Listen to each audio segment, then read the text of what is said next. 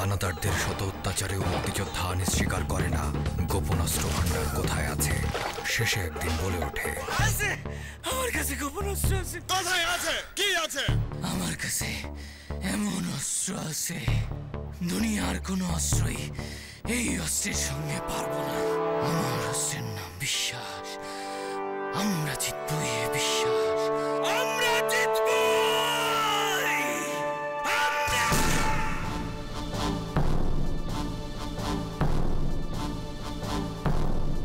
আমাদের কাছে পাক হানাদারদের মতো অস্ত্র ছিল না, সৈন্য ছিল না, ছিল কেবল এক ভয়ঙ্কর গোপন আগ্নেয়াস্ত্র।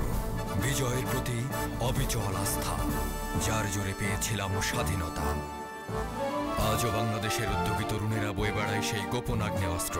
নিজের স্বপ্নের প্রতি, সামর্থ্যের প্রতি অবিচল আস্থা। এর জোরেই আমরা আনব বাংলাদেশের অর্থনৈতিক মুক্তি। ব্র্যাক ব্যাংক, আস্থা অবিচল।